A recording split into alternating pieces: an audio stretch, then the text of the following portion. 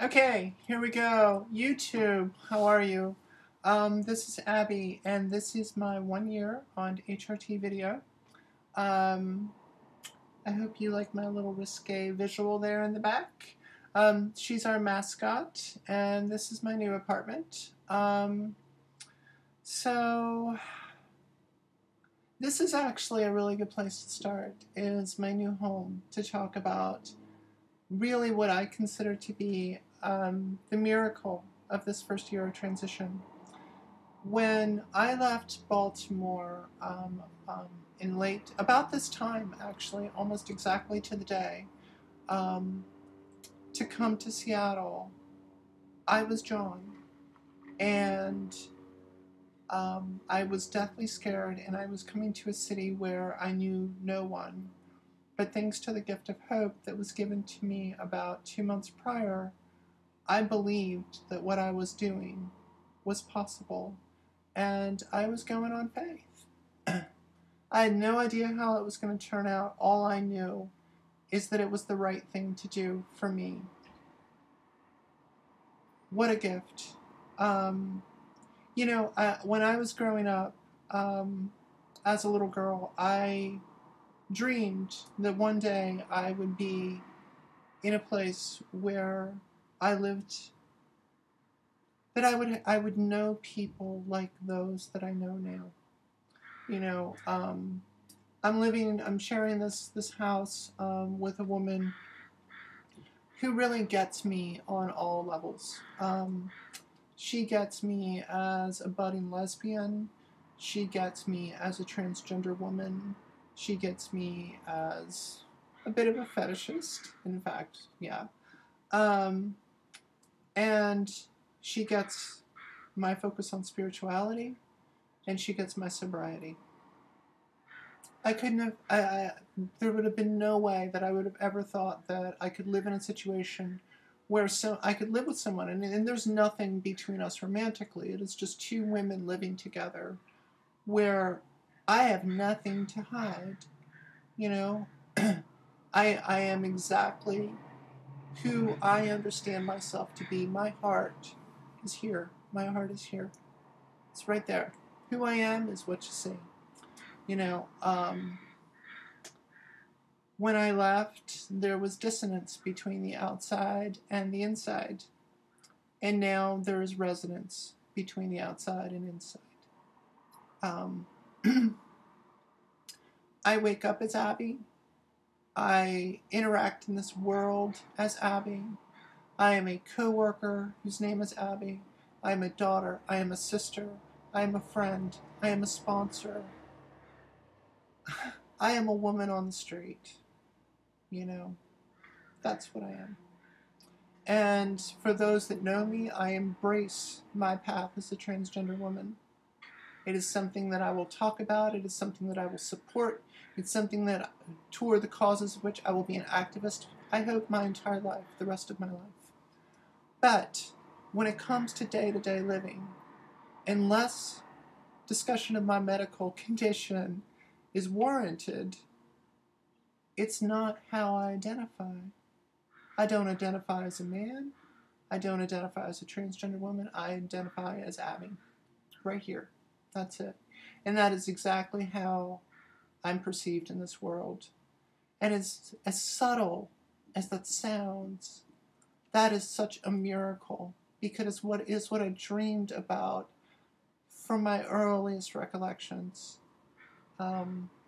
This past Saturday, and I'm not going to do a disservice to someone, she shall remain anonymous. But one of the things that I daydreamed about as a little girl was that one day, as a gay woman, that I would go to a nice little lunch that, with a woman that I was interested in, and that we would sit out on a cafe on a sidewalk and enjoy some coffee and sit and talk about who we were and flirt a little bit, and maybe do a little bit of shopping, and then we would kiss. And then all bets would be off. And it would be hot, and it would be intense, and it would be primal, and it was going to be dykes. That happened this past Saturday. Um, in broad daylight, baby. I have a dent in my car the size of my butt, and I am delighted. But the point is not Abby's sex life. The point is that for me, that was a dream come true. Because that's how I am the woman that I always wanted to be as a child. And at 1 year, you know, I didn't think it was possible. You know, when my mom was carrying me, she had named me Abigail. She believed through the entire pregnancy that she was carrying a daughter. In fact, when I was born, the doctor came in and said, this is your daughter, or excuse me, this is your son. And my mom said, no, you're wrong. Where's my daughter? That's how far back this goes. And I think that that's one of the reasons that it makes sense to my mom now. You know, I just, I am just speechless, you know. When I leave here, I'm going to stop by a barbecue. Some friends, I'm a vegetarian, but I'm going to go by their barbecue and I'm going to say hi and I'm going to hang out for a little bit. And then I'm going to leave there and I'm going to go pick up a cake because we're celebrating anniversaries in my recovery program. And somehow with estrogen comes cakes, it seems, even though I don't bake, but you know, that's okay. And then I'm going to go into this room tonight where there's probably going to be upwards of 100 people. And I will probably hug and mean it, at least 30 of them, and I will probably wave and say hi to 20 more. And those are people that I know in their heart care about me, and I deeply care about them. My Facebook account in Baltimore has about 20 people on it, and they are very dear to me. I don't want to mistake the importance of those people in my life, but 20 people. My Facebook account in Seattle has well over 200 people, and those are 200 people that I'm very close to. 200. An order of magnitude. That is what transition brought me. You know, when I started this, I was told, be prepared to lose everything important to you. Be prepared to lose all of your friends, your family, your job, your house, maybe your life. Yet I knew that it was the right thing to do in my heart. I knew it. It was worth putting all of that on the table to go through this. I didn't lose any of those things. I gained orders of magnitude more. And that's how much better it gets. That's how much better it gets. And I'm only 1 year.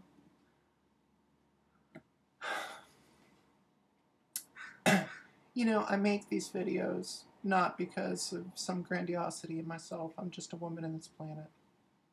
I make these videos because there are a lot of women out there who were making videos at the time that I decided to transition, and their videos inspired me. I saw in those women friends, women that I respected, women that were a bit like me. And, you know, my videos may not resonate with everyone, but it is my hope that in making these, some part of my story, some part of what I've shared will be of value to someone else. I mean, that's what this is really about. You know, at some point, you know, for all the work it's taken and all the pain and all the struggle, this is going to be dust. And before then, it's going to be old. You know, and one day, maybe no one's ever going to remember my name, but at least if I contribute something positive to someone else and they contribute something positive to someone else, then maybe my life will have served some decent purpose. And ultimately,